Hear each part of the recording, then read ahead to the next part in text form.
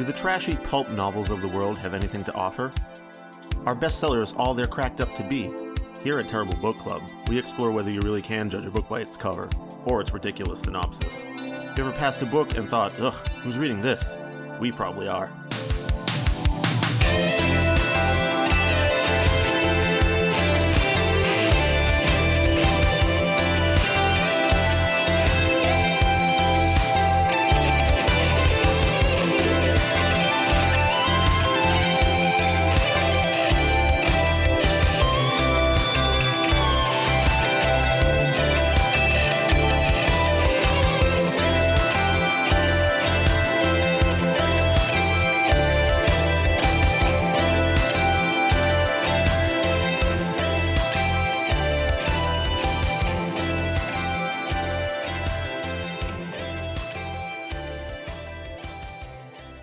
Hello and welcome to episode 220 of the Terrible Book Club.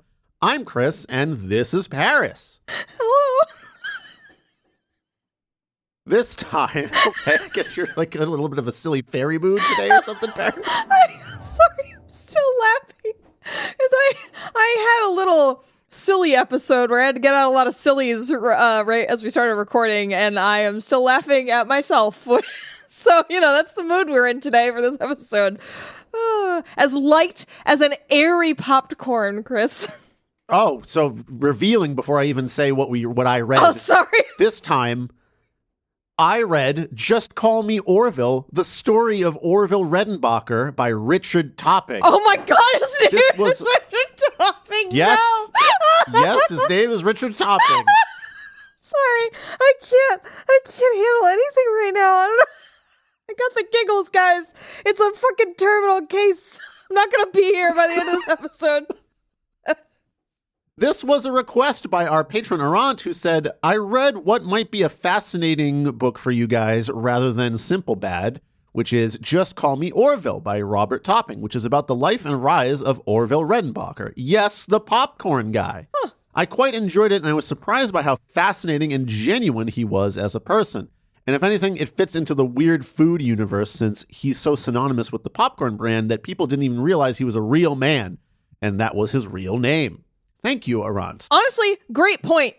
Because usually the names you associate with food are made up characters like Aunt Jemima or, stuff like that. So I also thought Orville Redenbacher was like the Kentucky Colonel, Colonel Sanders. And he does have a little crossover. With the Colonel Sanders vibe. You may remember Arrant from such previous recommendations as the Garfield food book guy. And he did do the Garfield.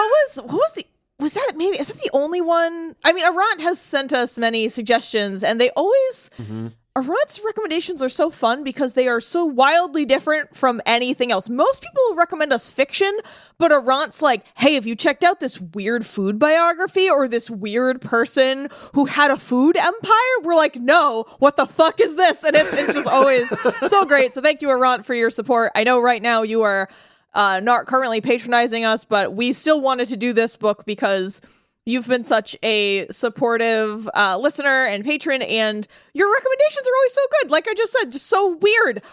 Who needs a biography of the popcorn guy? I don't know, but here we are. It's so weird.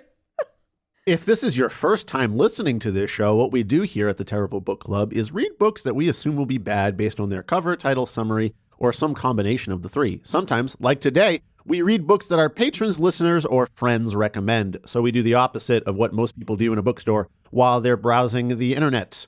Usually this experiment results in a disappointing read, but once in a while we end up liking the book. In addition to our usual barnyard language, today's episode includes discussion or mention of horrific cauldron accidents and a little bit of the old, I was nice to the migrant workers, I swear. Oh, no. So there's the little... Orville was born in 1907 and died in 1995, and this book was published around like a little bit later than that. So we're in that era. I see. Shall we say? Cauldron or silo accidents? Because I know a lot of cauldron. A lot of people die in corn silos, so I'm specifically a cauldron. All right, Paris. cauldron specific accidents. All right. Yes. weird. Don't worry, I did my research. Man, I love what this episode's shaping up to be already. I also get to sit back and just enjoy right now, and I am loving it. You should be enjoying some nice, airy popcorn, perhaps. I do fucking love popcorn. Real talk, I love popcorn. I love popcorn in all its forms. I love it savory, sweet. I love it combined in the form of kettle corn. I even like a plain popcorn, like shit. Any kind of sweet popcorn sucks. No, fuck you. Have you ever had kettle corn? No, fuck you. Sweet corn sucks. No, kettle corn is great. Have you ever had it? Nope. All yes, right. I have, and it's bad and terrible. Nope. All right, everyone, write in and tell Chris how wrong he is I just want like a dripping, oily popcorn that, like, after I eat it, I feel as if I've become a butter person. Oh, the butter people, they're with us today. Wait, are we side reference to the butter people? Are we just terrible popcorn club today? Yes, we are. Okay. And the terrible popcorn is kettle corn or caramel corn. No. Leave that sweet shit out of here. Savory only. Chris, I am going to fight Also, fight you. Smart food can also go to hell. No! I'm a strong, opinionated popcorn person. Salt and butter, and that's it. That's it. Chris? Okay. Chris, I need to say this. I need to say this. Should clear the air. I hate you.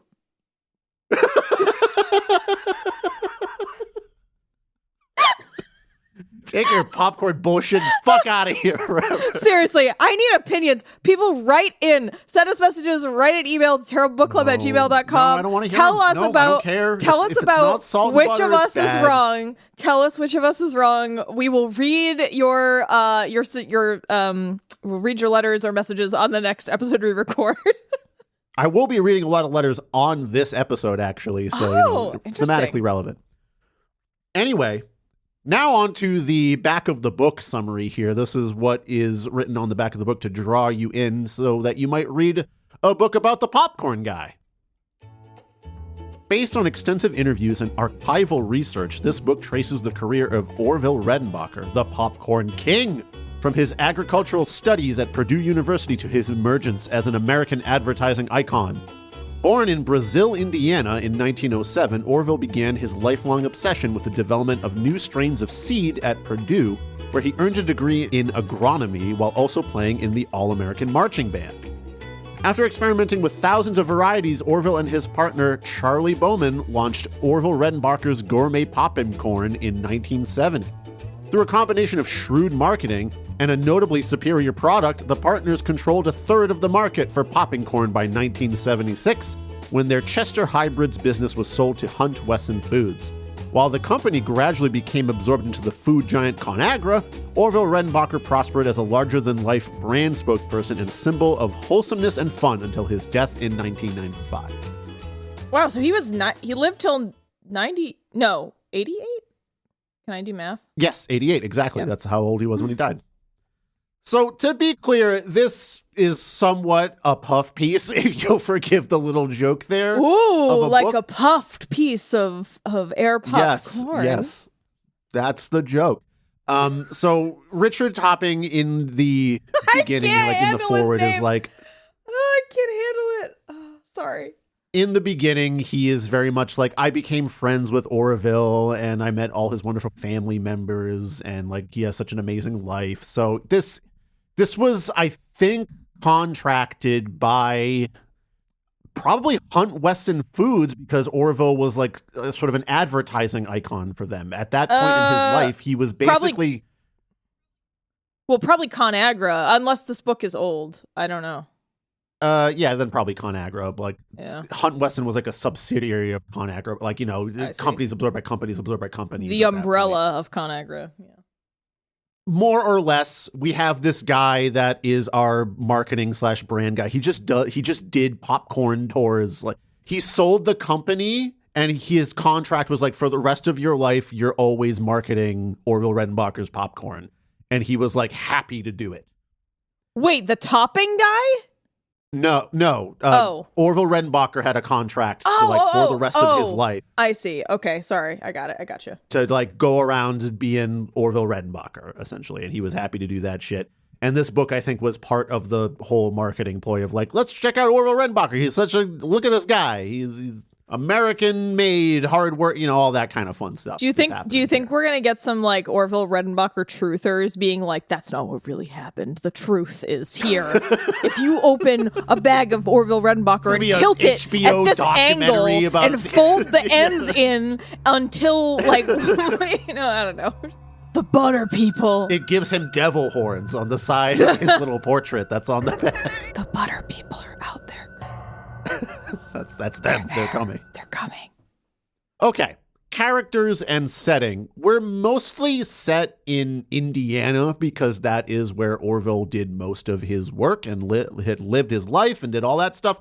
So it's like Brazil, Indiana, and then Terre Haute, Indiana, Terre and Haute. Valparaiso, Indiana. It's Terre Haute, I believe. Okay. I don't. That's one of those things. I read it. I never say it out loud. So he's in good old Terre Haute or whatever. I think it's Terre. Watch, I'm going to be wrong, and now we're going to get more letters. There's going to be so many letters as a result of this stupid Dear popcorn sir, book. You don't pronounce it right, you idiot. So we're operating in Indiana in all sorts of areas. He eventually does move to California at the end of his life, but that's not really because he's just doing a victory lap at that point. Yeah, right. Okay, so characters here are Orville Redenbacher, the popcorn guy, and pretty much his entire fucking family. Okay. So, we talked to the author has really done extensive work in contacting and interviewing as many family members as he could. Children, grandchildren, any living aunts and uncles. By the time the book was being... The whole family tree. Yeah, there's quite a genealogy happening here, but to be honest with you, I'm not going to go that far into it. So we are just encapsulating the Redenbacher family as one character in my summary. And subsidiaries. And subsidiaries and purchased family members. Although his first wife, Corinne, whom he was married to for quite a long time, up until 1971 when she passed away, is a pretty major character in the book. And then his second wife, Nina, whom he was married to from 1971 to 1991 when she passed away, also appears sort of in the latter half of the book. But then we also have Charles Bowman, his main business partner at Chester Hybrids, which later became Chester Incorporated. Now I'm just thinking of a Chester Cheeto man, like Chester Hybrids. Well, Chester was just the name of the company. I forgot exactly why they just decided that's the name that we're going with on this one. And then we have Carl Hartman, who is a corn cross breeder extraordinaire who appears later on when they do some more corn crossbreeding stuff. Our very own Gregor Mendel of this episode. Oh, let me tell you, we're talking about corn fucking all the time here in this book. Awesome. It's nothing but that. Corn fucking rules. I'm excited for corn talk. All right. All right, so I'm about to launch Corn with a C! Corn with a C! Yeah. I mean, corn with a K. You could argue that first record just sounds like meth, and therefore it kind of deserves a place on a podium somewhere. They really distilled that Midwestern angst and drug abuse, famous in the 90s. Yes. So, I mean, I will agree. Sidebar into K-corn here. While we dive All right, into back to C-corn, the reigning sea king of corn. So I'm going to read my summary of this book, and there's a lot of detail that I left out. This book is pretty exhaustive in going into the finer points of Orville Redenbacher's life. I'm doing a very general overview here. If this is something that you're interested in for whatever reason, go buy the book. It's really short. It's 117 pages. You can sit through it in a couple hours and learn all you need to know about this dude. Okay, but Paris, you can sit back. This is what airport books should be. This is what airport books should be. 100%. Paris, you can sit back, crack open a big old bag of popcorn, and interrupt me as you see fit. I will periodically be stopping to ask some trivia questions. This time I'm doing the trivia thing like you do instead of more freeform things. So we will see. Love the trivia. Okay. All right. You like popcorn? You know that guy in the popcorn bags that looks kind of like if Colonel Sanders and Bill Gates mixed their sperm together in a fried chicken computer? Well, that's a real guy. Ever wonder who the hell he is anyway? Settle in, you're about to learn. Orville Redenbacher was born in 1907 to William and Julia Redenbacher on their family farm in Brazil, Indiana. We get a pretty... Say that again? I almost died. I was trying so hard not to choke or spit the coffee I had in my mouth when you read that sentence about their sperm mixing together.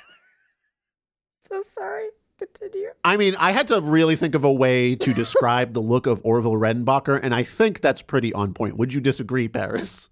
No, it sounds exactly like a brilliant crossbreed that Carl Hartman would have created had he the opportunity. So, okay, so like I was saying, we get a pretty extensive family history. Orville's great-grandfather, Johannes Redenbacher, emigrated to the United States in 1848 from southern Germany.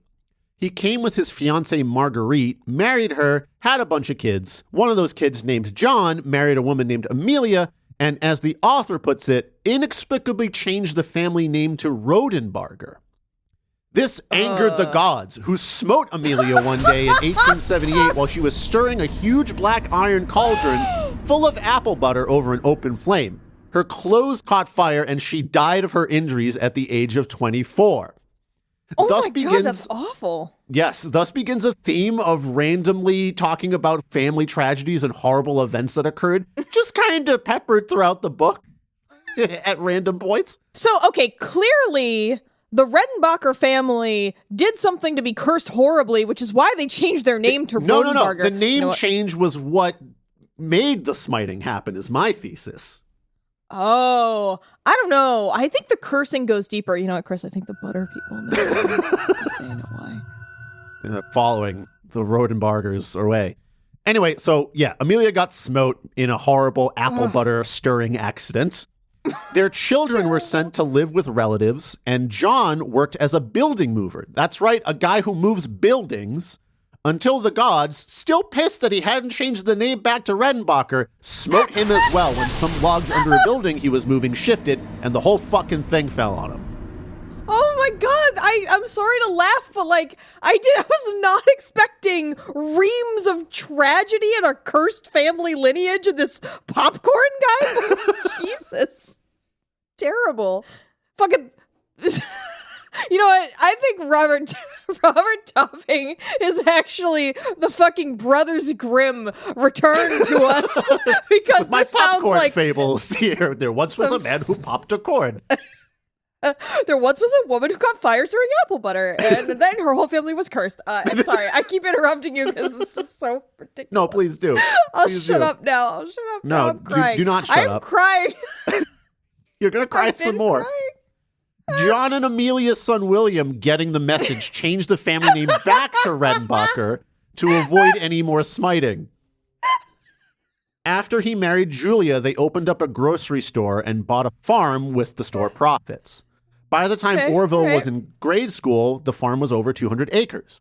Orville was doing farm work as early as 4 years old. Usually, he hauled water and wood to replenish the fires and kettles for the hot water necessary to scrape hair from hog carcasses. Actually, hang on. I have a question. Is Orville the child of William? Yes. Or Amelia and John? No, Amelia and John, one of their children is William. And then William married Julia. Yes, who begat and Orville. then had Orville. Ah, yes. Thank you. Sorry, I needed the lineage retrace there. Sorry. Go ahead. Yeah, and Orville had many brothers and sisters as well. He's actually the youngest of that family. Mm. Orville knew he'd get his favorite treat if he helped out. Fried hog brain sandwiches. Oh, no. Which is something, I like to think I would use every part of the animal that I could. I was just going to say that. If I was butchering hogs, I would try to be using as much of it as possible. And if you could eat the brains, I would try it. I'm not a meat eater that is going to balk at eating organs or anything like that, unless it's perhaps the stomach tract where waste might be.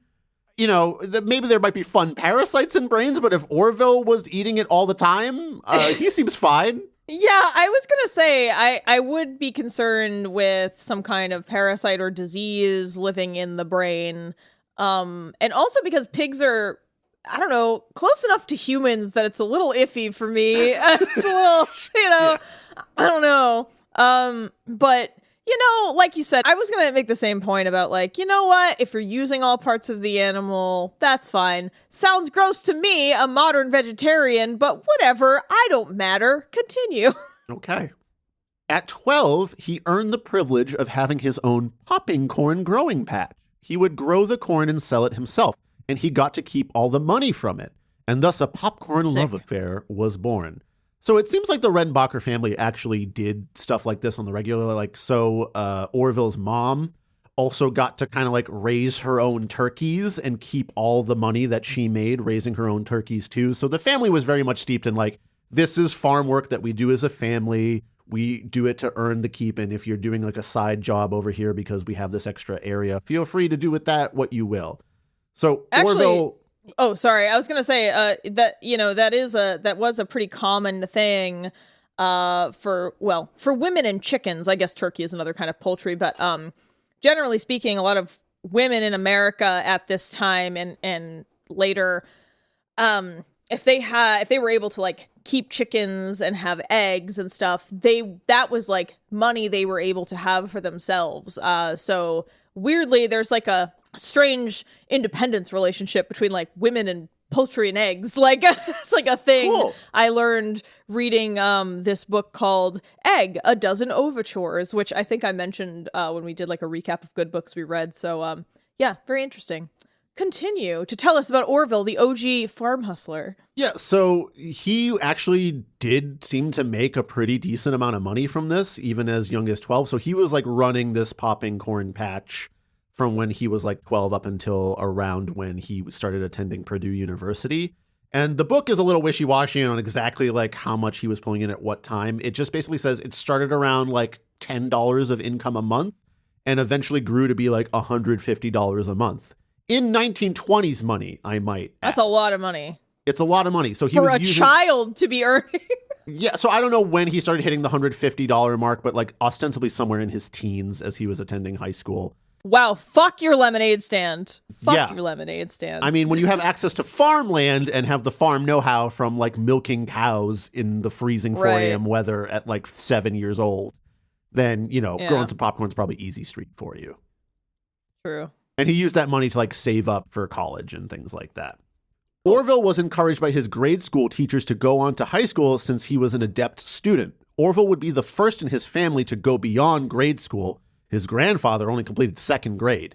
His sister Mabel wanted to go to high school, but the family was like, we can't afford to send a girl to high school, and sent Orville instead. Oh, God damn it. In high school, Orville met Clay County's first agricultural extension agent, Horace Abbott, and was like, this guy is fucking cool. So if you don't know what an agricultural extension agent is. I do not. It Please is tell us. sort of a federal position, sometimes even a state level position. I think this one was like state level position in Indiana.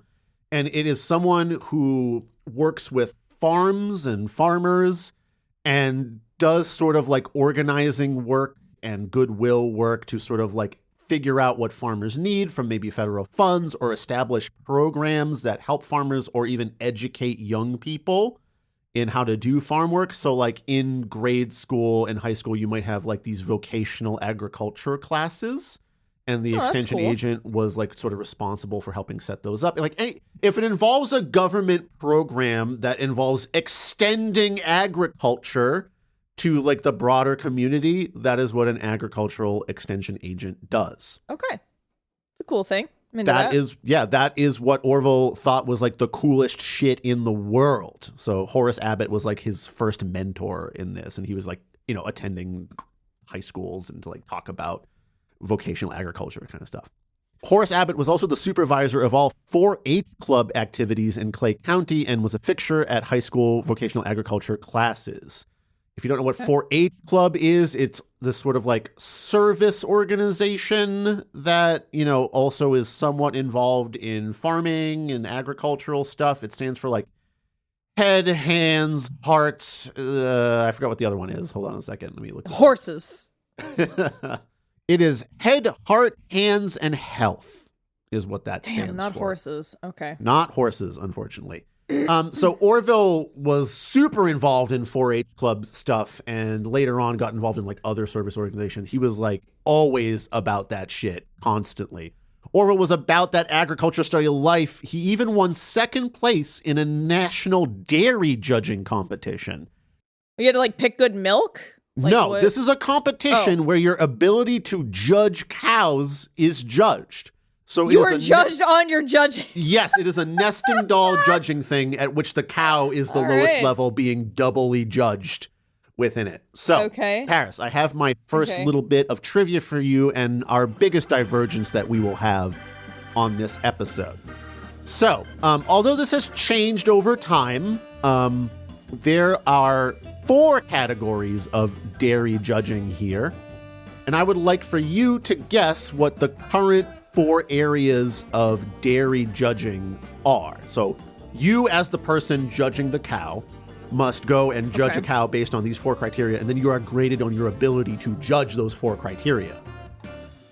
Okay, my guesses are general heft of cow, like structure of cow, spots on the cow, like the coat pattern, like the pattern of the coat, like the visual appearance of the coat. 3 is going to be like udder appearance, number, breath, width, distension. 4th is going to be milk expressed, the quality of the expressed milk from the udders. So those. Could you assign like a percentage grade? Like how much does each of that weigh in on the overall 100% score? Go by percentages here. Like how much does the udder factor into the overall score and so on? I feel like it's the most important part of the cow, short of the milk expressed from said udders. So I want you to give a percentage to all the categories you mentioned. Oh, fuck. Okay. All right. I'm going to say milk and udders each have a 30% split. Okay. And then the remaining 40% is split between the coat and appearance and then like heft, like construction. Okay. All right. You're fairly close here. So really? Yeah, you're fairly close. Oh my God. You're fairly close. What the fuck? Amazing. I'm a natural cow judge's judge. I am taking this from the Holstein Foundation, Developing Future Leaders for a Vibrant Dairy Community. Oh my God, Chris, hang on. Dairy Judging Volume 3 workbook. So, unfortunately, I can't find a published date on this, but this was like one of the top Google results when I was like, what is a dairy judging competition? There is a fun little forward in this. This booklet is dedicated to Richard Dick Keene, who spent a lifetime dedicating himself to as a Holstein breeder and enthusiast, accredited and highly respected dairy cattle judge, friend and ambassador to the dairy and agriculture industries. And there's just a picture of this fella. He's an old man. He looks like he's in his like 70s, maybe early 80s. And he's just got this look on his face that is like, I don't know, am I supposed to take a picture now? I sent this picture to you in a group chat that we share the other day, Paris, and that's the context of Richard Dick Keene here. Oh man, I'm just looking at the cover of this. This like font and graphic design layout is just perfect for what this is. Just it really is. It looks good. like you made it in like word art. So this is an exhaustive booklet on the criteria for judging dairy cows and then the criteria for judging people that judge dairy cows as well. So we could go into deep detail here, but I'm just going to leave it at what the 4 major categories are, the percentage that they have of weight against the overall 100% score, and just like sort of a general overview of the subcategories of each of these. Okay, so category 1 is frame. 15% of the grade is dedicated to frame, which could possibly be heft, shall we say? This is the skeletal parts of the cow, with the exception of the rear feet and legs. Listed in priority order, the descriptions of the traits to be considered are as follows. Rump for 5 points, front end for 5 points, back/loin for 2 points, stature for 2 points, and breed characteristic for 1 point. Okay, so, okay, all right. So I kind of got, so the whole like, you know, coat and like appearance, that's all kind of wrapped up into the same thing. Okay. Sure. All right. The second category I think is also heft-like. It is dairy strength.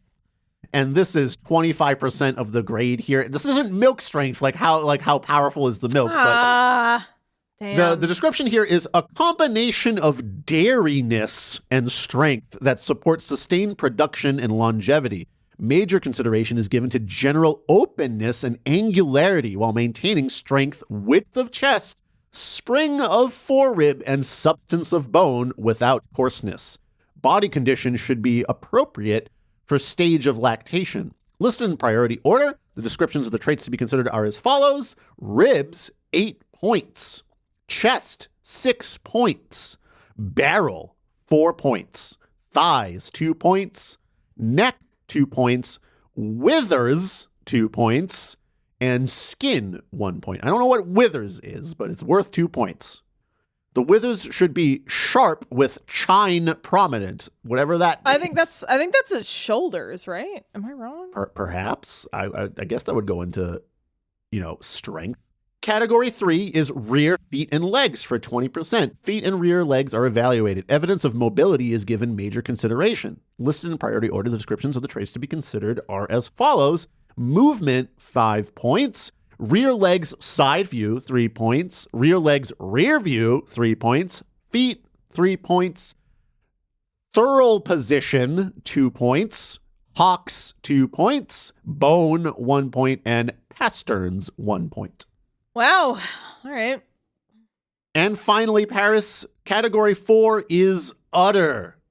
40% of the overall grade is dedicated to the udder, as you would expect. If we are judging dairy cows, obviously it's a big deal what that udder be looking like.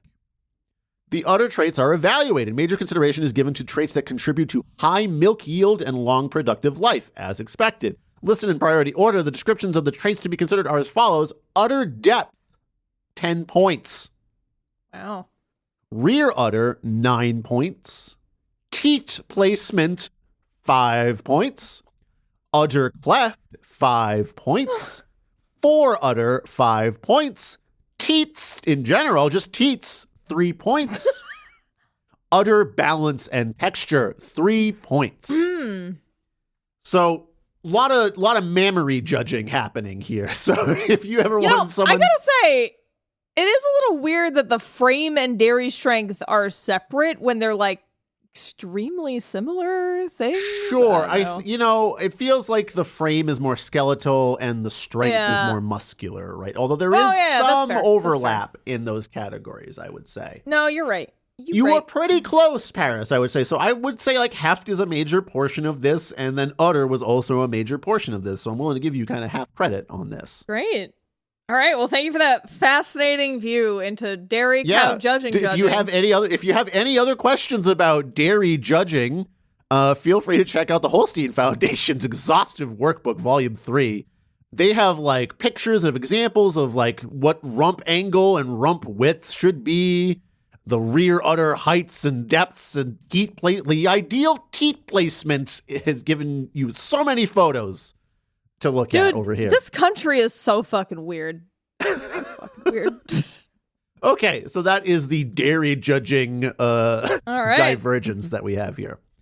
Anyway, Orville was a good student and generally actively involved in as many extracurricular activities as he could manage. He went on to Purdue University and joking that he probably missed a lot of good wars by not going to the West Point Military Academy instead. Because, this was happening like in the 1920s, so he went right through World War II later on. There, he was introduced to agricultural science and majored in agronomy. He was involved in a ton of extracurricular activities. So, Paris, I would like for you to guess the types of extracurricular activities that Orville Redenbacher was involved in. And then I will give you a somewhat exhaustive list and read a small passage from the book about what they were. Okay, I'm going to guess that obviously he was involved in like some kind of planting or plants or school garden, something like that. Okay. And I feel like because he did a lot of physical labor throughout his life, he's probably pretty athletic. So he probably was like a runner or a wrestler or weightlifter, so some kind of athletic pursuit. I don't know. I'm gonna guess like chess club. Yeah, I don't know if I can really think of anything else. Okay, I mean, you're actually doing a fairly good job here. Okay. He was a sort of like frat house leader, so he was in the Alpha Gamma Rho frat house, and like when pledges would come in, he was like in charge of like doing paddling stuff. them. Sure. He was involved in the marching band, as mentioned before. He was a tuba player. Oh. He was a student newspaper editor and contributor to like multiple publications. He was a 4-H club member, track and field runner, and also did work study involving cleaning out Purdue research farms.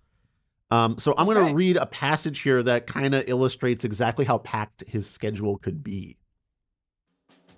Academics were comparatively easy for Orville. He liked the classroom and he liked the laboratories. At Purdue, he nearly duplicated his pattern of high grades in high school, a classic example of the theory that a student who does well in high school probably has what it takes at the college level.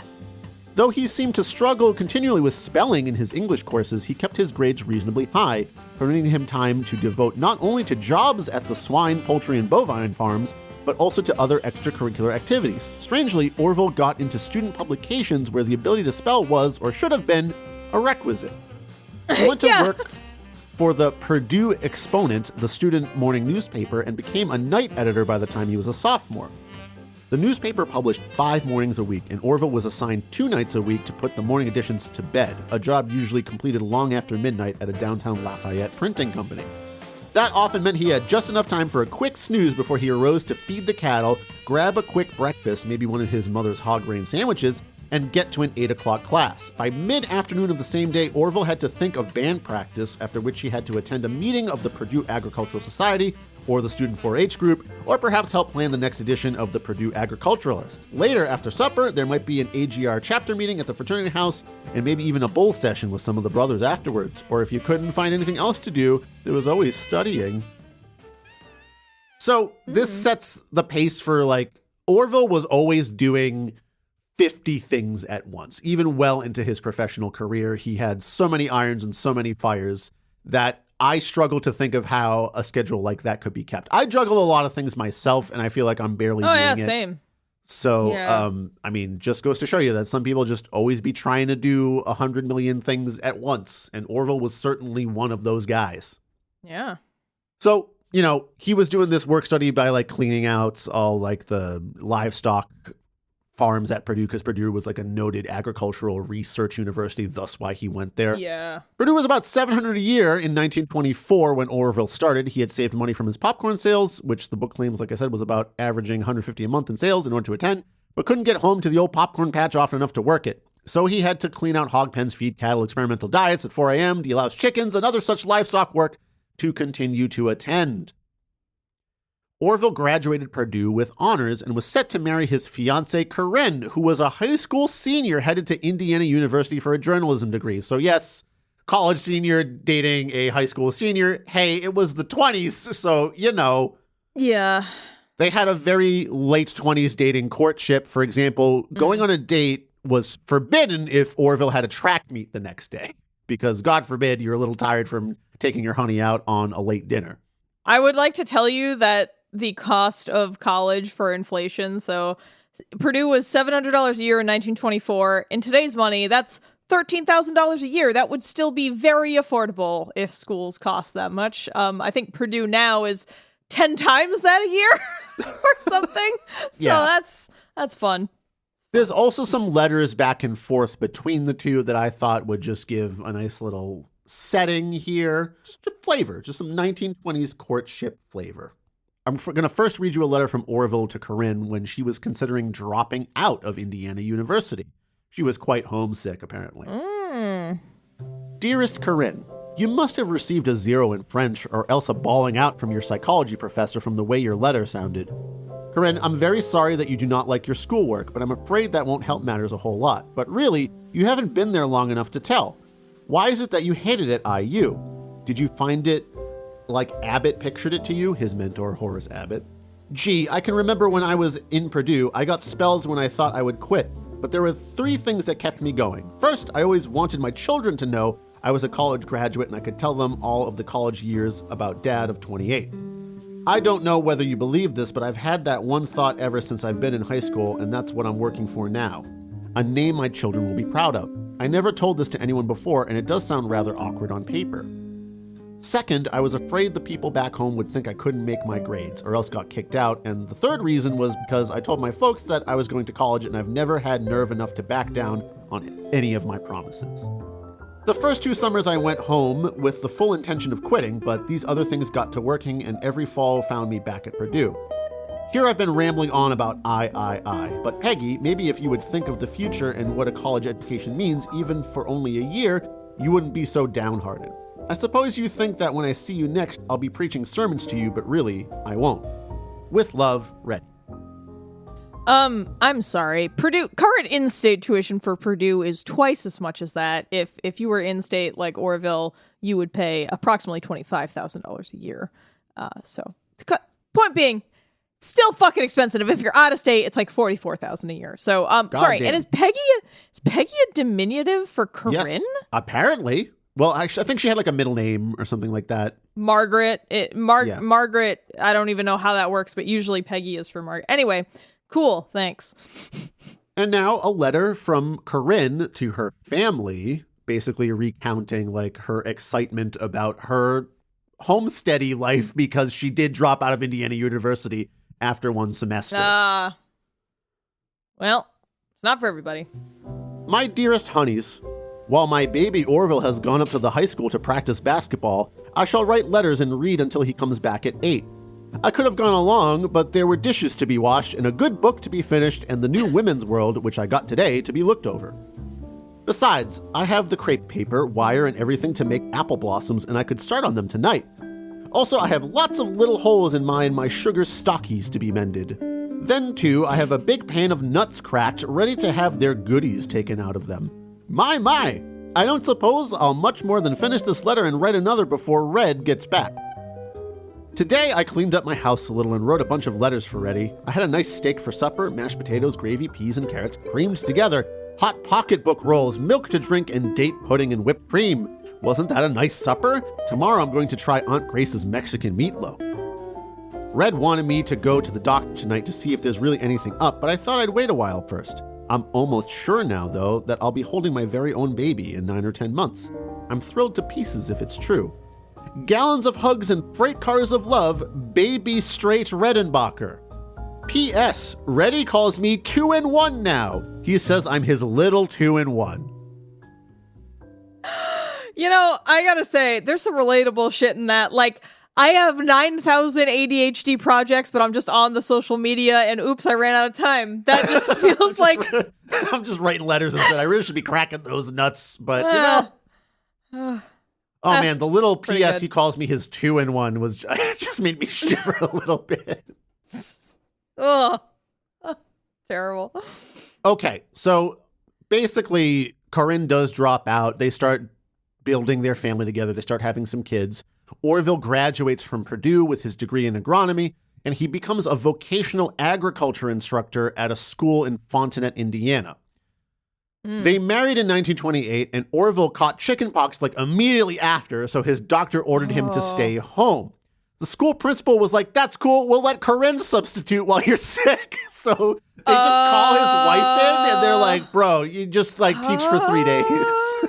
Okay, I have a couple of problems with that. Oh, yeah? One, chickenpox is pretty fucking communicable. So just be like, let his wife come in.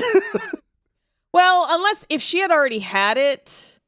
It's not clear in the book how he was caught there it. A vaccine? Was there a vaccine for chickenpox in the 20s, or is that later? I don't know. I didn't do any research on that point. I'm not sure.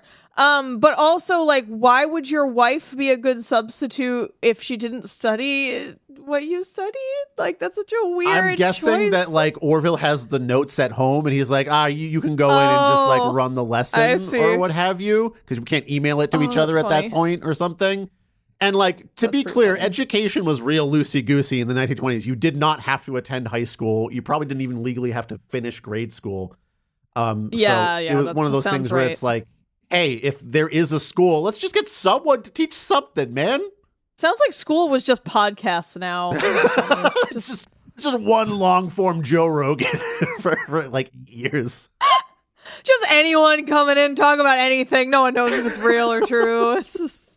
Orville didn't have to stick it out too long as a teacher before his old mentor, Horace Abbott, came across some federal funding that allowed him to appoint county 4-H agents, and he chose Orville as one of his because of his experience with the organization. So Orville He became the county 4-H agent under Horace Abbott because he came across this federal funding. Orville's first children were born, and in 1932, Abbott moved on to Marion County as an extension agent, leaving Clay County to Orville. So Orville was able to basically take over his mentor's old job, which for him was like the greatest thing in the world. He also joined another service organization, Kiwanis, which is basically similar to 4-H, but a little bit different. He didn't leave 4-H, he just did two at the same time. At this point, Orville had achieved all of his boyhood dreams except one: popcorn you can sell the shit out of. Orville's stint in the private sector begins when two brothers, Henry and Hi Smith, like H-I, hello, hi, that's his name. Hi? Yes, hi. Oh hi, I'm Hi. They were owners of a mining company and needed someone to manage about 12,000 acres of farmland they had recently purchased, known as Princeton Farms. Orville was like, hell yeah, let's go, and took a $4,500 a year salary in 1939 money, which is about $102,000 today, and started managing their farms. He was there to shake things up. First, he ended the farm's sharecropping practice and went for hired labor instead. Then he starts crossbreeding corn like the Dickens. He pioneered the use of liquid fertilizer in industrial farming operations, done in pursuit of the perfect corn. Orville's holy grail was a variety of popcorn that would yield 44 cups of popped corn for every 1 cup of unpopped corn. At the time, at the time, you're generally getting a 25-to-1 ratio. So he was like really up in arms all the time about like, man, it's so hard to get a properly popped cup of popped corn. You'd often have a lot of unpopped kernels or kernels that didn't quite pop the right way. Things that he called old maids, which, has a little bit of a sexist connotation there because of these kernels that had not popped or won't pop. Fuck you, Orville.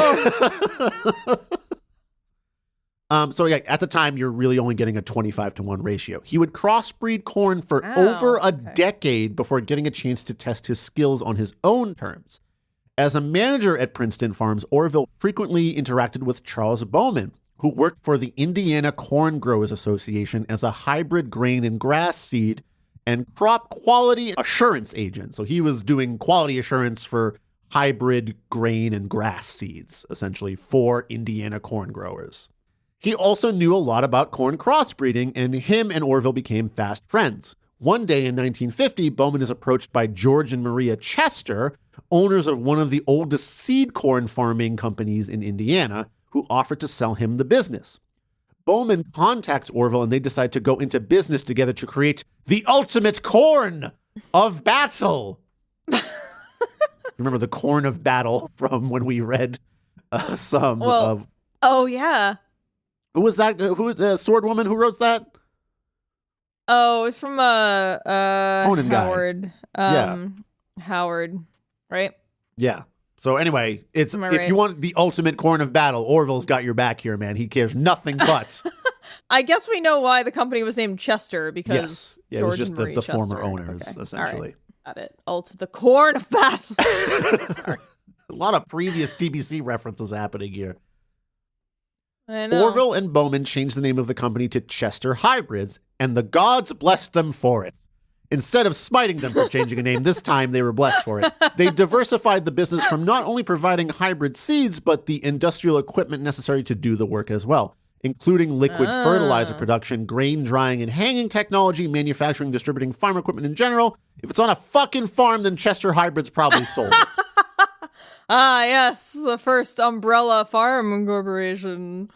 They bring in Carl Hartman, another corn hybridization fetishist, and after 35 years of corn fucking, achieved their dream, 44-to-1 ratio of popped corn to unpopped corn popcorn in 1965. Orville does largely credit Carl with the hard work of getting there. So even though him and Bowman were like, we got to crossbreed this corn all the time, man, and they knew the science and they knew what they were doing, it was really Carl that did most of the work on getting them to their magical golden ratio. I don't know why it was 44-to-1 was the magic number, but that's the one they wanted, and they got it. In May 1971, Corinne dies of an ulcer in Valparaiso, Indiana. Orville was hospitalized at the same time, also with an ulcer. Don't know what happened there, but Corinne clearly died of something hers. they were eating, maybe the corn. So at the time, Orville is trying to, he had actually tried to, I'm going to get into this a little bit later, but like he was trying to like get his gourmet popping corn business off the ground here. And his ulcer is attributed to like the overwork of, trying to get that business off the ground. But Corinne also has an ulcer that the author is not concerned with, like saying like, oh, because she was working hard at home, raising the fucking kids. Or the kids were adults by that time too. So, who knows why they both had an ulcer simultaneously.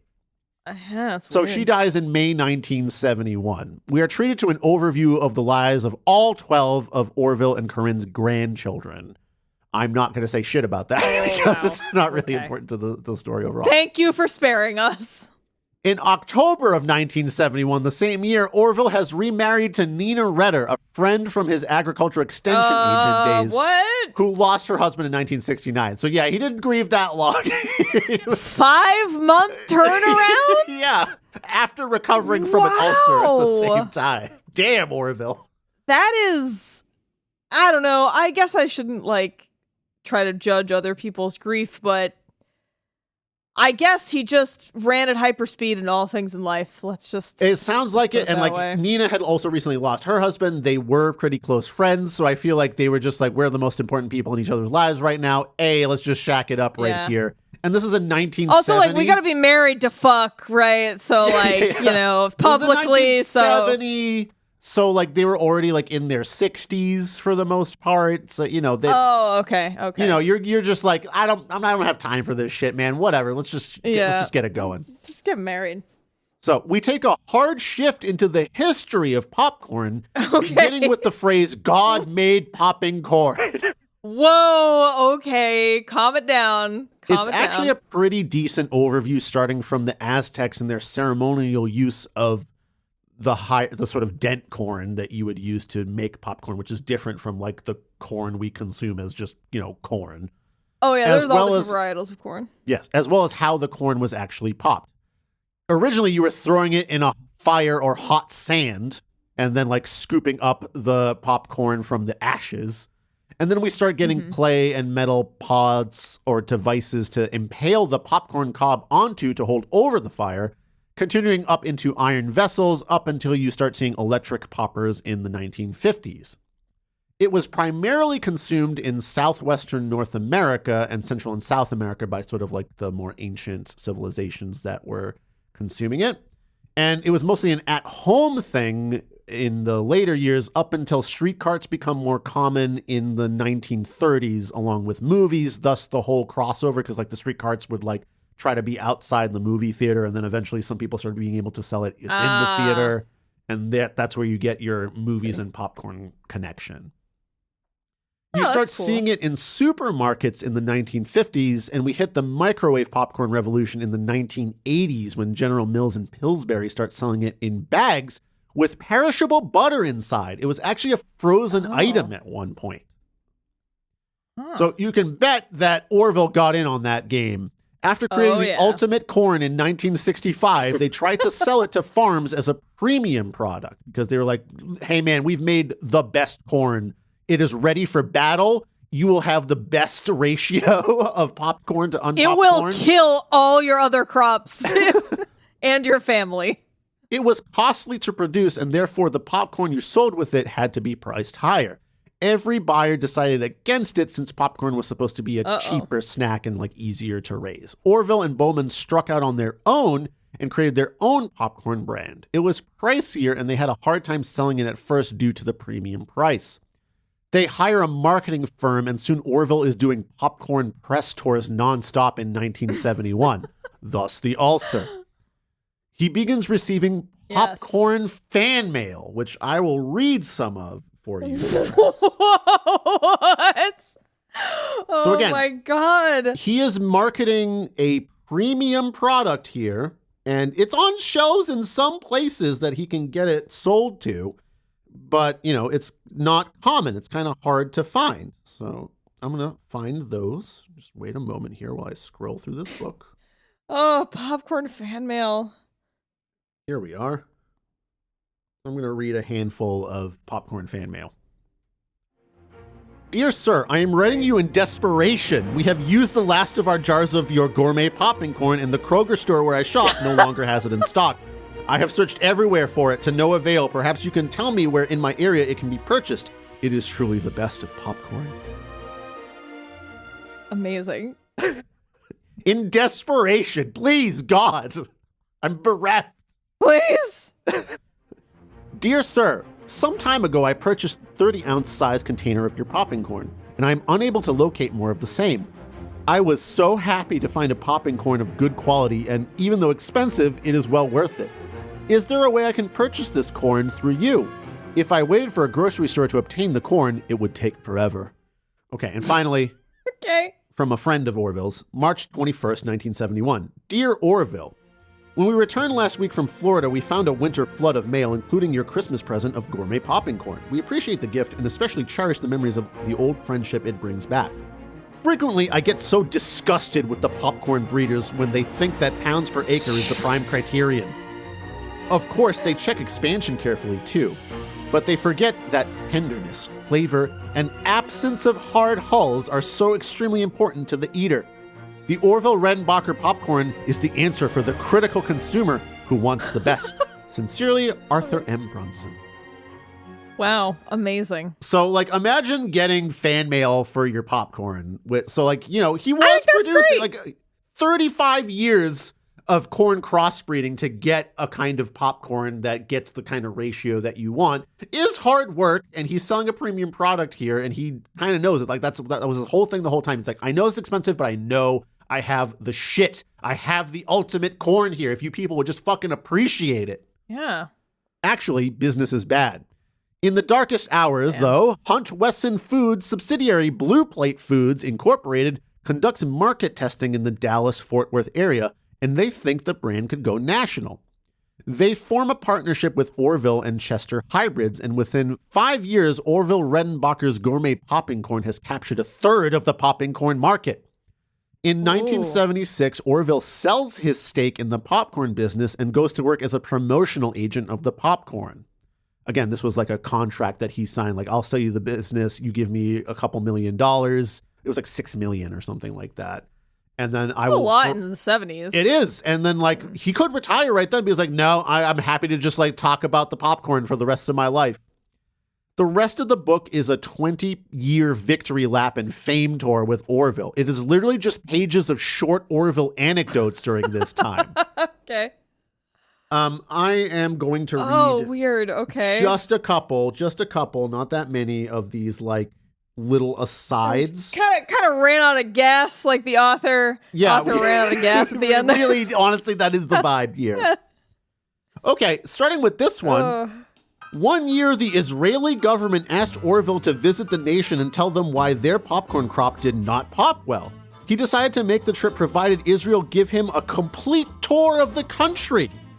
Orville tested the popcorn and found the problem. The moisture content was too low for the corn to pop well, and he got an insider's look at Israel.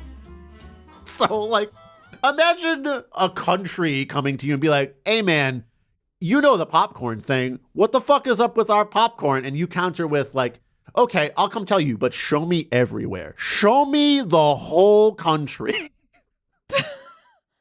I need an all-expenses paid vacation to your entire country before I will reveal you need a humidifier. Or whatever. Really knew how to work those business deals. He's going around the whole country and being like, they're like, can you tell us, please? Like, we've shown you pretty much everything. It's like, no, there's that one street that I saw that you didn't really take me down. Take me into that person's house. Matt, you're sitting there. Knock, knock. We need to let Orville in here to look at your house. He wants to tour the entire country. I'm sorry, who the fuck? Who? Do you want popcorn or not, okay? Yeah, I gotta say, like, you want to talk art of the deal. Orville's your man. Here's another little Orville anecdote for you. Orville never tried to isolate himself from the public and usually answered his own telephone with a strong, firm Redenbacher. His telephone number was listed in the Coronado telephone directory, yet he got few nuisance calls, save from some kids who wanted to see if there was a real live Orville Redenbacher. Calls to complain about his popcorn were virtually non-existent, but occasionally someone would mail him a single popcorn kernel that didn't pop, taped to a sheet of paper. Orville would take a fresh kernel, tape it to a sheet of paper, and mail it back. That isn't true. I'm sorry. I know. That's not A real. lot of this stuff feels like some so made-up fake. shit that they were talking about. So fake. Which makes me question the rest of it, honestly, because some of that stuff just does not sound real. Yeah, there's like this other anecdote over here. On a trip to Purdue, Orville stopped at an office in the Hall of Administration and asked a young woman at the desk in one of the offices if he could leave his briefcase with her while he attended a meeting.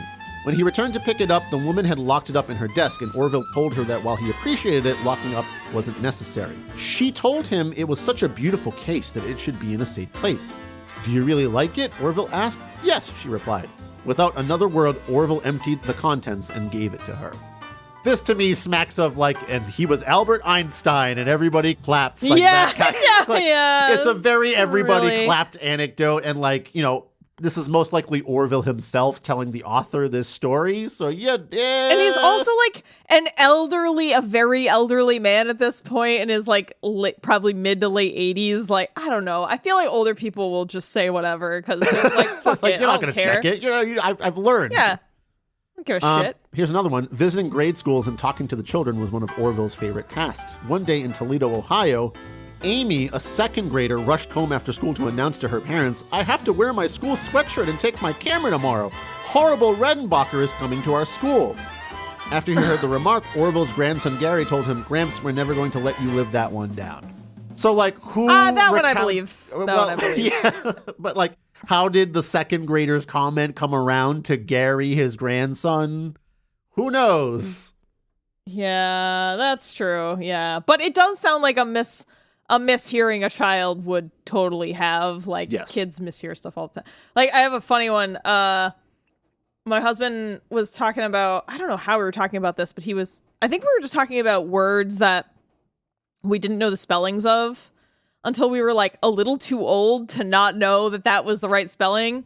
And his was chipmunk, and he thought they were chickmunks. And in a school paper adorable. Wrote chickmunks, and it was, you know, I don't know why he was like in elementary school, so he was like writing, I don't know, a paper about chipmunks or had chipmunk content, and like the teacher circled them all, and he took it home, and his mom is an English professor, so he's like, Mom, why did they circle spanked chickmunk? him for daring to miss. No, he was like, Mom, why did they circle chickmunk? And she goes, oh, honey, we just thought it was cute, and we just never corrected you. I'm sorry. Because like we trained him wrong as a joke. The old kung pao.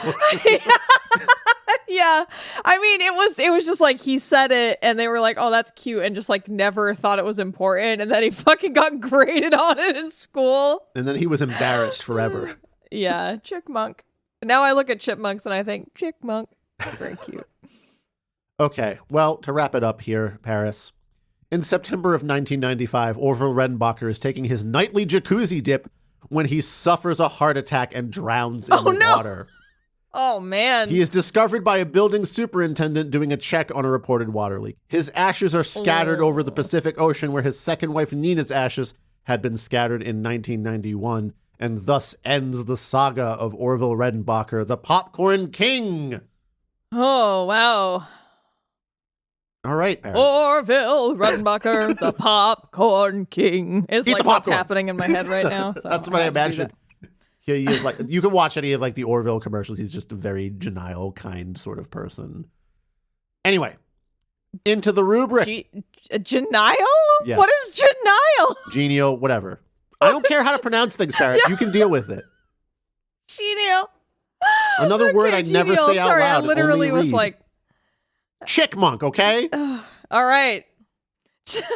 Into technical construction.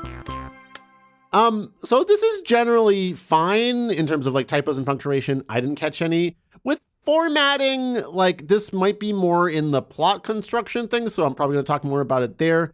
But like that whole last section is literally just like an anecdote, and then there's like a little dividing line, and then an anecdote, and then there's like a little dividing line. Oh, yeah. So as you put it, like really running out of steam here.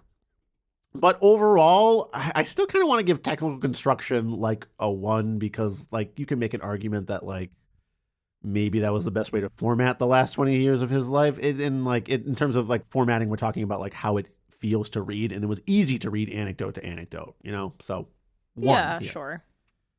Content layout / plot construction is kind of narrative, so it's not really a plot, but like content layout is what we're grading here. So I did have a issue with how this book was divided up. There are sections with like, sort of a big title, and then you kind of get into things. And it starts out reasonably enough where it's like, oh, his younger years, and then like his time just post college where he's like starting his career. And like by the time it gets into like the 60s, when he is involved in his private sector work pretty deeply, it starts jumping around in time a lot because it'll take these tangents into just like describing his family life. So we don't even get into the whole like how the popcorn business went until like the 5th section of the book. So it's like his younger years, time right after college, then describing like his work in the private sector, but that is interspersed at the end of the private sector thing with like how his family was up until like his wife Corinne's death in 1971. And then we go into a history of popcorn. And then we go into like him marketing his popcorn, which started in like the 60s before Corinne's death, and then like goes all the way up through like his so really press jumps tour around through the 90s. So it was a little strangely laid out in that sense, where it would like skip back and forth anywhere between 5 to 10 years at any one time, especially when it started going on about like his family and just like his family talking about like living with Orville and like the fun stuff that he did, like a Christmas tradition he had of like getting up on a step ladder and sprinkling $1 bills down on his grandchildren for them to catch. Which like, he's like a millionaire at this point. He's like, yes, grandchildren, take your single dollar. Put a 5 in there, bro. Yeah, come on, man. You could sprinkle 20s for what you're worth at that point. I mean, that sounds like more of a formatting problem, though.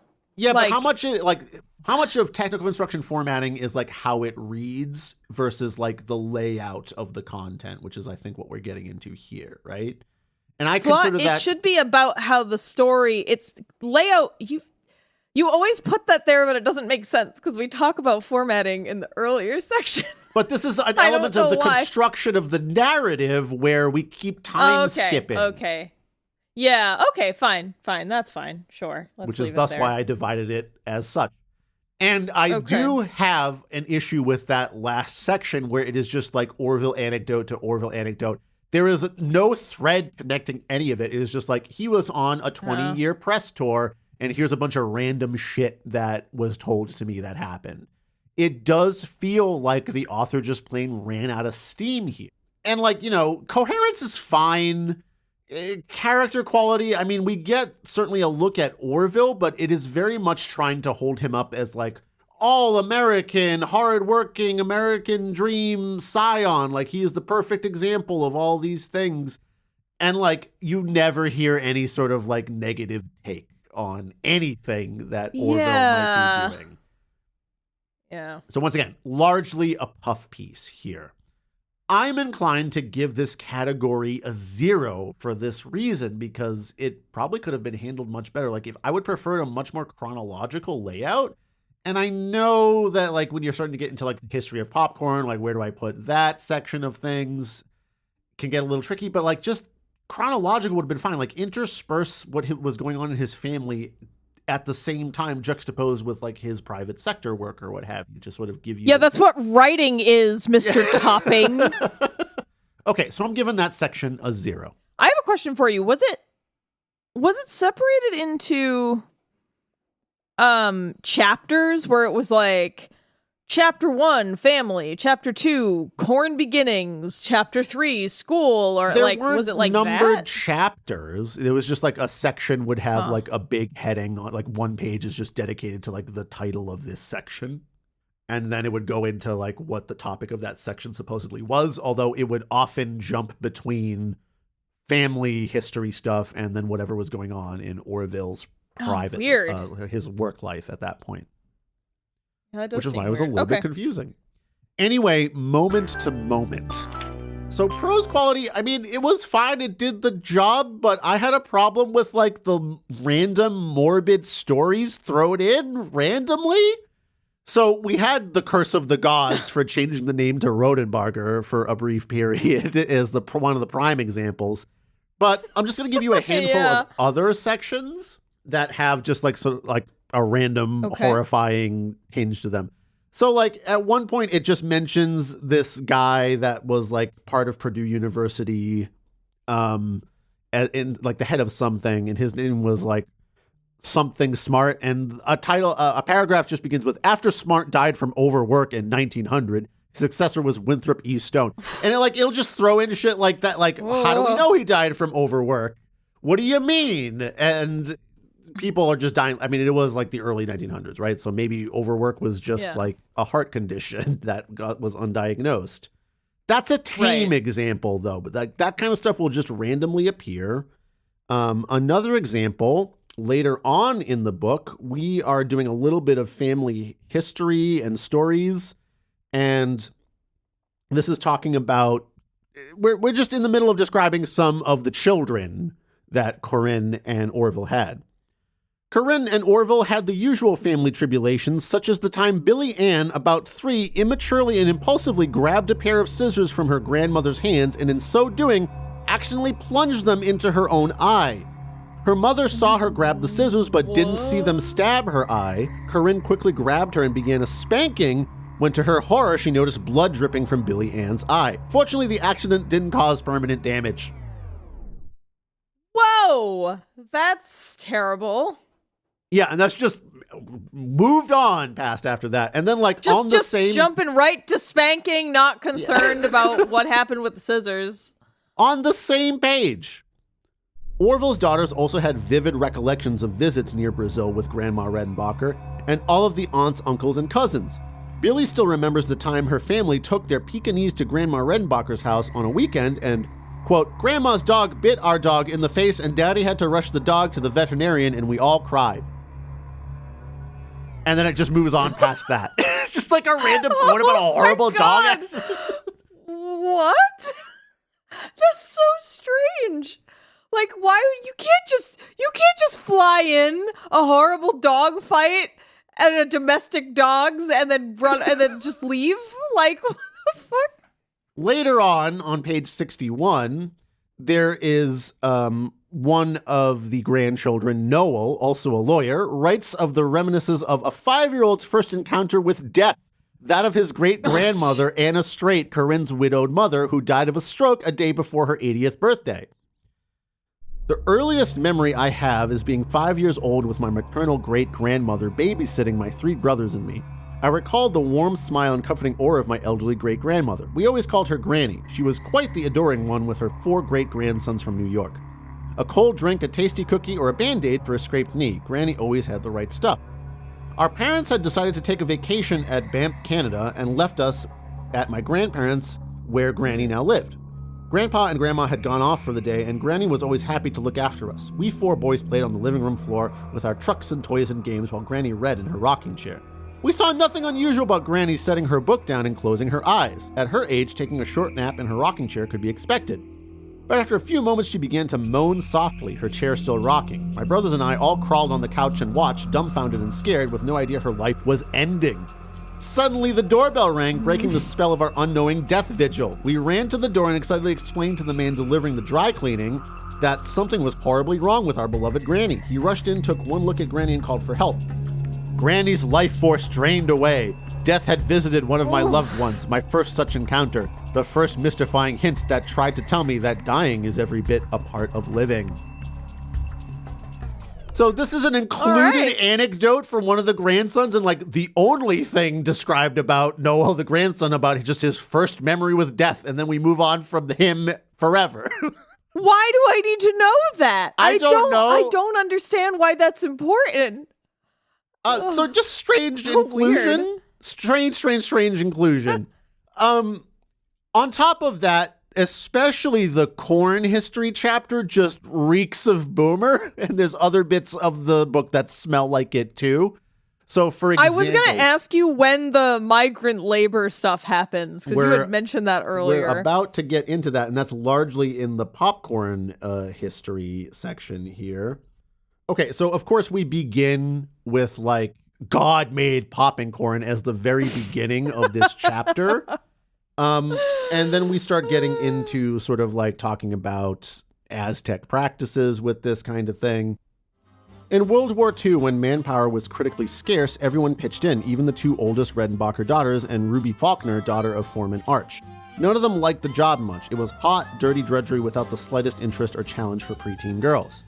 After 36 young men who had worked for him were drafted into the armed forces before the draft rules were changed to exempt agricultural workers, Orville managed to bring in Jamaican labor for farm work between mid-March and mid-November. He had a bunkhouse and kitchen built near the office. None of the Jamaican workers spoke much English, but Orville remembers them as generally happy and hardworking. They all brought their own machetes with them from Jamaica, Orville recalled. They used them to clean our drainage ditches. We had 50 miles of those, and they got filled with willows and weeds. They could clean them faster and better with machetes than did our regular people using scythes. Orville made it a point to see that the Jamaicans had a party at least once a month with Jamaican music, or thought to be, played on a record player Orville provided. Mostly, however, the Jamaicans seemed to prefer the music they made themselves with their harmonicas. Ruby, now Mrs. Ruby Smith, remembers the time she and Sue were given the Jamaicans' paychecks to be distributed. Barefooted, they walked down to the bunkhouse and gave them to Russell, the cook. They never knew his last name, who was one of the few Jamaicans who spoke English well enough to understand and distribute the checks.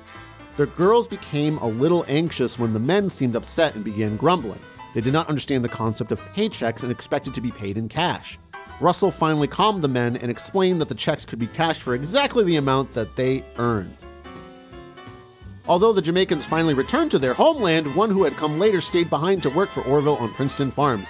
He was Huntley Robinson, who spoke impeccable English with a distinct British flair. He refused coffee and always drank tea, saved nearly all of his wages, learned to drive, and eventually bought an automobile. Sue and Ruby were still young and naive. Until the Jamaicans came to Princeton Farms, neither had seen a black person. They thought all blacks were called Huntley. Unless they cooked, then they were Russell. Oh, no. So, you know, it's got that flavor. Oh, dear. And then some other quick boomerisms that pop up here. So this is a little aside that Orville gives here. Orville used his inherent dry sense of humor and keen awareness of human absurdity with those who best understood such things. Children, in this case, his own grandchildren. He had become active quite early in the International People-to-People program originated by President Dwight D. Eisenhower in 1954. Ultimately, the program took him to 134 nations and his knowledge of world demographics became expansive. One day, one of his curious grandchildren asked why his mother and his two aunts each had exactly the same number of children. 4 each. Because, Orville replied, straining to keep a solemn countenance, every 5th child born in the world today is Chinese. Oh, no. Okay. Here's another paragraph at the beginning of the history of popcorn chapter. The Aztecs, on the other hand, used popping corn to honor their god who watched over fishermen, scattering before his image at fiestas a parched version they called Mojohitl. The Aztec god of war got similar treatment at his celebrations when virgins wore garlands of popping corn over their heads they called Mumuktitl. In parentheses, but don't ask for either one at your local theater refreshment stand. The counterperson may reply, no, but we do have jujubes.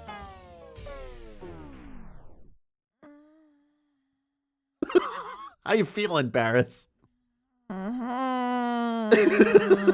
feeling all right there? I don't like it. Okay. And now, here's some more things, but this is crossing over into sort of like dialogue here. Here's another Orville joke for you. I was shipping in as many bowls as I could get, feeding them and shipping them out to market, he explained. It became a routine thing. I was shipping them in, shipping them out, shipping them in, shipping them out. He would pause for a moment, then adds with a wide, irreverent grin, I got to be known as the biggest bull shipper in Indiana. Oh, God. Hold on, Paris, I've got one last one for you here. It's a random paragraph in his Purdue years. So now it's the Catfish Kids last year at Purdue, 1927, 1928. A fabulous year, a fabulous decade. The 20s roared past Warren Harding's Teapot Dome, Silent Cal Coolidge, and Herbert Hoover. It was flapper time, the age of rumble seats, bathtub gin, the Charleston, Dodo Dio, Boop Boopadoo, 23 Skidoo, and So's Your Old Man. Oh, dear. Oh, okay. So overall here, Paris, I want to give Moment to Moment a 0 as well, simply because although it's functional, there's a lot of that kind of like cringy boomerism stuff seeping through that makes it pretty painful to read, to be honest with you. Yeah. Oh, man. Oh, thank you for going back there for us. I know it probably wasn't fun. Okay. So on to Terriblo's Presence. And like, everything's pretty normal here, except for all the horrible tragedy inclusions. That is sort of like a tentacle reaching out. That aren't like woven into anything. No. It's just like, hey, my grandson remembered this horrible death. And like, what? Okay. Like, why do we have to include that as the one bit that we get from Noel? That's the only interesting thing in your life to add to this book, Noel, is the time your great-grandmother died. So weird. I also want to give Terriblo's Presence a 0. Okay, should this exist? Would readers of this genre enjoy this? I guess if you like short-form biographies about people that... Biographies, yeah. You know, might have an interesting story, and like, sure, that guy that's on the popcorn boxes, you might wonder what his deal was, and this is a pretty speedy, good overview, and still pretty deep into his life. So I think if you're looking for this, then yeah, you would probably like this. Do we feel as if the author's goal was met? Yes, he does an exhaustive overview, and he did a lot of primary source research for this book, which, you know, we can't exactly verify that well, but seems to have done the job. the documents quoted can probably be found, but Sure, yeah, it's hard to know if family stories and apocryphal stuff like that. That's a little tricky. Does it add anything new, interesting, or novel? I guess just the topic of Orville himself. Like that very specific niche of like this agriculture, agribusiness, and food scientist guy that did pioneer. Apparently he was like the liquid fertilizer guy, and he did create farm machinery to do a specific job. So like he was a forerunner in a lot of ways. So credit given there. And did it take something from us? Not really. This was a breezy read, and there, you know, if I learned a few things about don't change your family name or else the gods will fucking smite you in an apple butter cauldron. Yeah, or make a house crush you. Like a lot of ways you can go when the gods want to smite you. So I would give Sure This Exists like a 1. I don't have any argument against it, to be honest with you. Oh, wow. Okay. All right. I feel like a 0 is more appropriate, but I didn't read this. No, so. it's fine. It's like all biographies to me are on the same level, as long as it's someone of some note, and this guy is of some note. And also, like, mostly true. I mean, again, like, we'll have to see what the butter people have to say, because I don't, like you pointed out, everything is super, like, glowing and positive. Like, there's not a single critique of him or anything he did, so... Hard to know the whole... He threw a party with a record player for the migrant workers all the time, even though they played their own fucking instruments and were like, I'm not listening to this shit. Yeah. Oh, it's painful. Oh. Okay, so time to score overall. Technical construction, a 1. Plot construction, content layout, a 0. Moment to moment, a 0. Terriblo's Presence, a 1. Sure This Exists, a 1. A 3 out of 5. Paris. That seems high. It's an inoffensive book. Is like, so to me, that's like, it's fine that this is here, but yeah, I think that is a fine score. Maybe I'll err a little bit and give a -1 on the content layout because of the confusing nature of something. So maybe a 2. So somewhere between a 2 and a 3, but I'm fine with 2 out of 5 sounds perfect. Yeah, that sounds perfect. Okay. Can we fix it? And I mean, like I said, it's pretty fine. I would have done a slightly more chronological layout instead of going off on family-related tangents so often. The glossing over of migrant labor farming practices and trying to hold Orville up as like the ideal American rubs me the wrong way. I would have appreciated some research into his farming practices, But this seems like mostly like a marketing agency jack-off session for Orville, so I understand why you wouldn't go that deeply into it for the purpose of the book. The last section being just Orville stories feels super loose and like padding. Although, like, I struggle to think of a better way to do that kind of thing if all you have is just a bunch of loosely connected stories. You should have found a thread, though, is what I think. Yeah, I think so, too. Okay, well, that's it for Just Call Me Orville.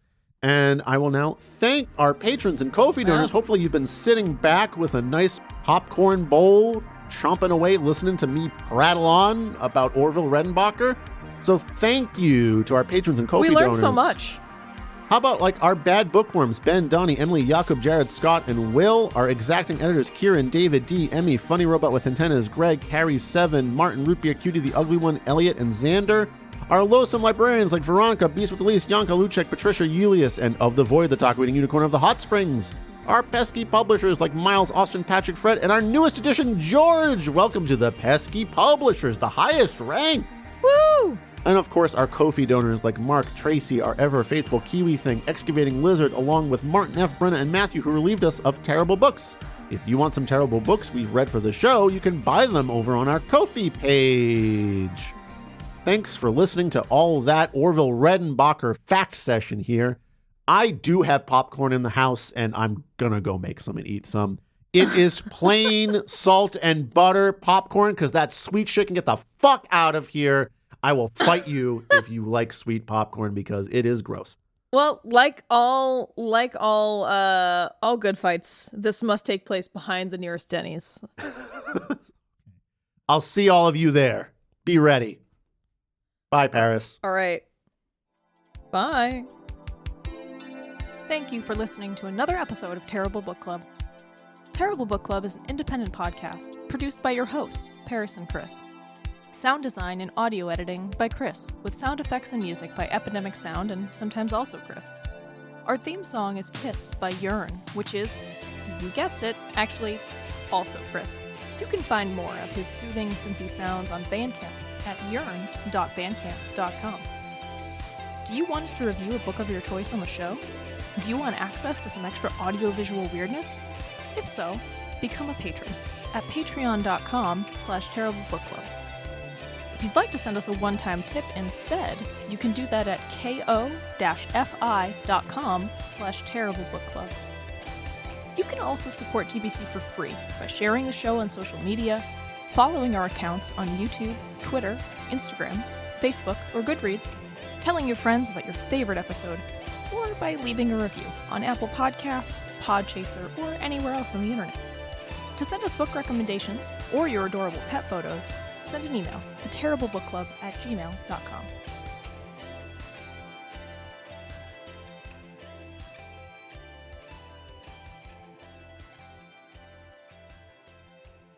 Fantastic. We've done it. We've clapped. All right. Ah!